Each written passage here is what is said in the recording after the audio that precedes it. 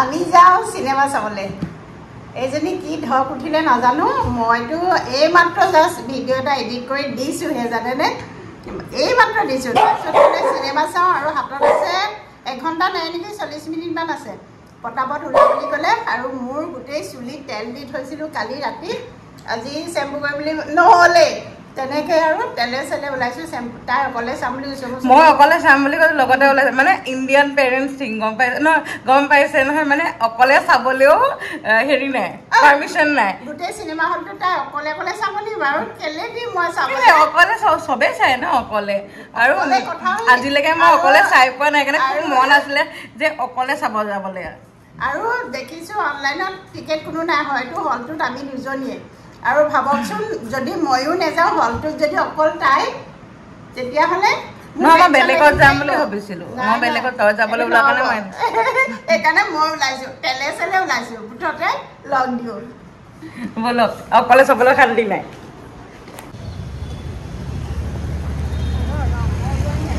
পাই গ'লোঁ Hindi cinema hall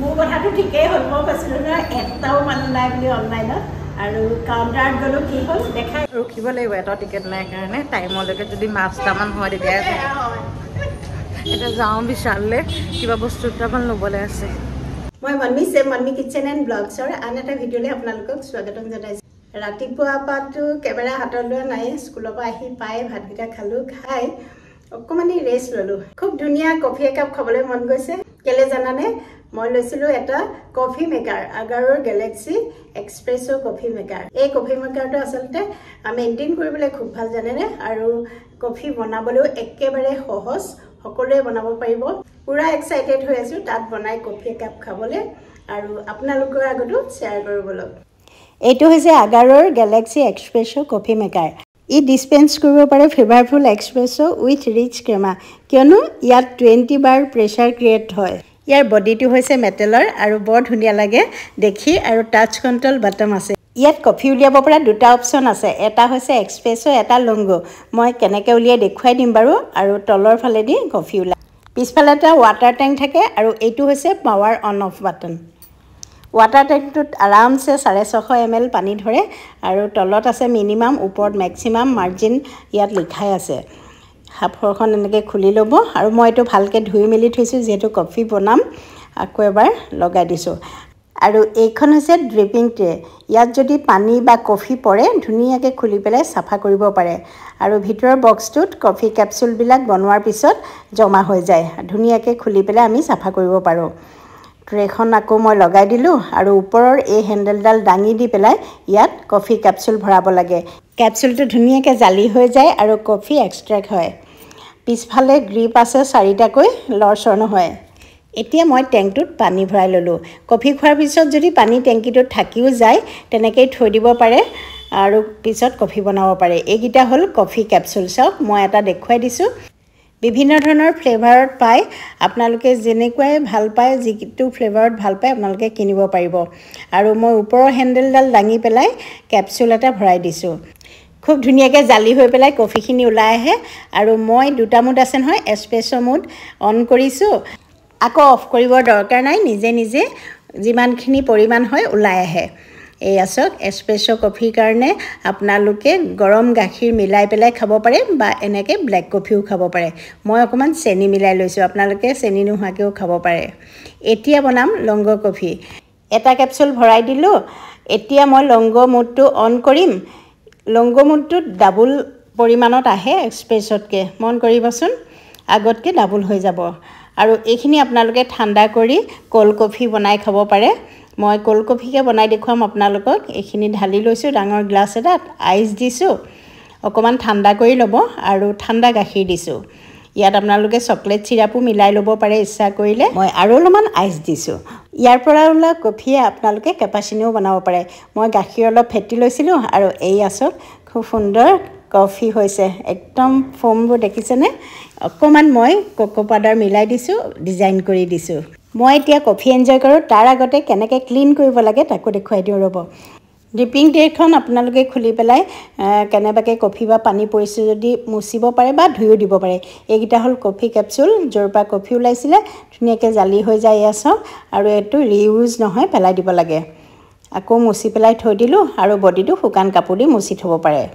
কালি cinema চোৱা নহ'লে যেতিয়া আজি যাবলৈ ওলাইছোঁ, যোৱাৰ আগতে পটাপট ৰুটি আৰু তাৰকা বনাই থৈ গৈছোঁ, কাৰণ 8:20 পৰা আছেই। এই ভিডিঅ'টোতে মই বাৰ্থডে ক্লিপ এটা লগাই দিম। 30 মে'ৰ দিনা আমাৰ কণমানিটো বাৰ্থডে আছিলে। আপোনালোকক বাৰ্থডে ব্লগ দিয়া হোৱাই নাই নহয়, আৰু সেইদিনা বিভান পিকলছৰো এবছৰ হৈছিলে। কালি যে আমি আহিব নোৱাৰিলোঁ, আজি এৰাত নাই, আৰু আজি আকৌ আহিলোঁ পটাপট। মই ৰুটি বনাই থ'বলৈ কৈছিলোঁ, পাই গ'লোহি লিফ্টত আছোঁ। ইফালে দেৰিয়ে হৈ গৈছে, সন্ধিয়া চাহ খাবলৈ সময় নহ'লে, সেইকাৰণে যাওঁতেই পপকৰ্ণ আৰু কফি ক'ল্ড ড্ৰিংকছ লৈ লৈছোঁ একেবাৰে।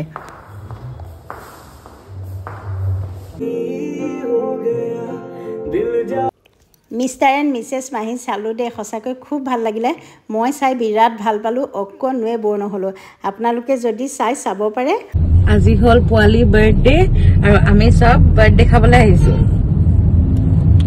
ব্লগ চব পাহৰিলি নি?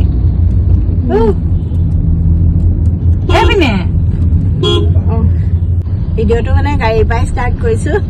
স্কুলৰ পৰা আহি পেলাই ল'ৰালৈকে কাপোৰযোৰ সলাইছোঁ আৰু আহিছোঁ। এয়া আমি গোটেই সপৰিয়ালে বাৰ্থডে খাবলৈ যাওঁ। চাওঁতে পোৱালি 2 বছৰ হ'ল আৰু 2 বছৰীয়া বাৰ্থডে মানে চব প্লেন ফ্লপ। মানে আমি গোটেইবোৰে একেলগে তাহাঁতৰ ঘৰত গৈ ৰাতি বনাই মেলি খাই ফূৰ্তি কৰাৰ কথা আছিলে, কিন্তু কিবা এটা অসুবিধা হ'ল। তাহাঁতৰো ঘৰৰ সহায়িকাও নাই, গা বেয়া, গতিকে অকলে গোটেইবোৰ কৰা সম্ভৱ নহয় যে, সেইকাৰণে আৰু এতিয়া বেলেগে হেৰিত কি পদুমণি নেকি ন?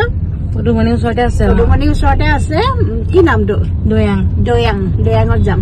মই গমেই নাপাওঁ, পিছত প্ৰগ্ৰেম চেঞ্জ হৈছে যে মই ওলাইছোঁ আৰু আহিছোঁ ইহঁতৰ লগত।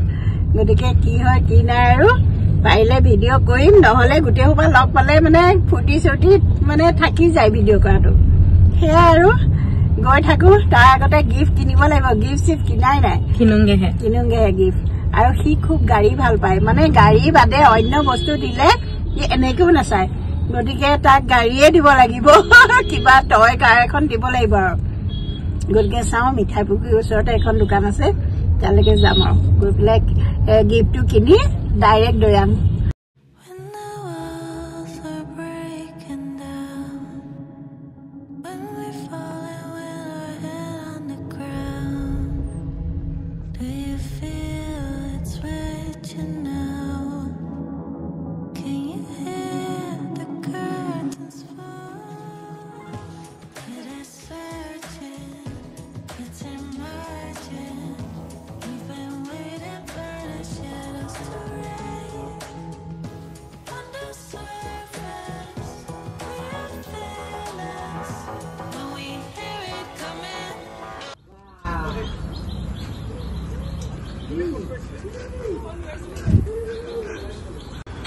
বাৰ্থডে ভাল পাব।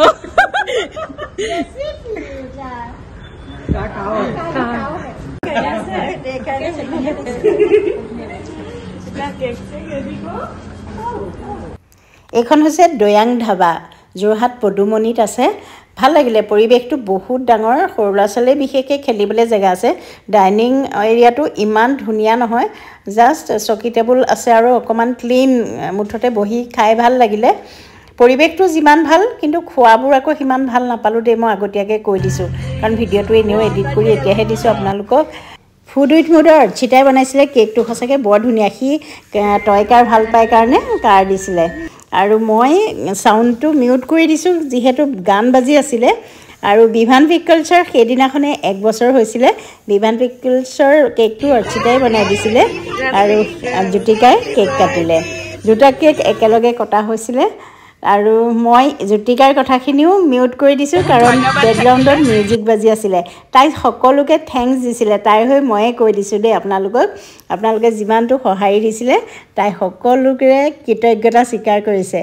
আৰু এইখিনি আমি ষ্টাৰ্টাৰ খালোঁ, ষ্টাৰ্টাৰখিনি খুব ভাল আছিলে। কিন্তু খোৱাবিলাক মানে কি butter chicken butter paneer motor paneer আৰু আমি মাটন লৈছিলোঁ ৰুটি পোলাও লৈছিলোঁ মাটন আৰু ৰুটিটো খাই খুব ভাল লাগিলে কিন্তু বাকীখিনিত অকণমান মিঠাৰ পৰিমাণটো বেছি পালোঁ সেয়াই বাকী এনেই চব ঠিক ঠাক আহিব পাৰে হয়তো সেইদিনাখন মানে মিঠাটো অকণমান বেছিও হ'ব পাৰে কিন্তু মাটনটো ৰিয়েলি বহুত টেষ্টি আছিলে আজি ভিডিঅ'টো ইমানতে সামৰো যদি ভাল পালে লাইক কমেণ্ট শ্বেয়াৰ কৰিব পুনৰ লগ পাম এটা নতুন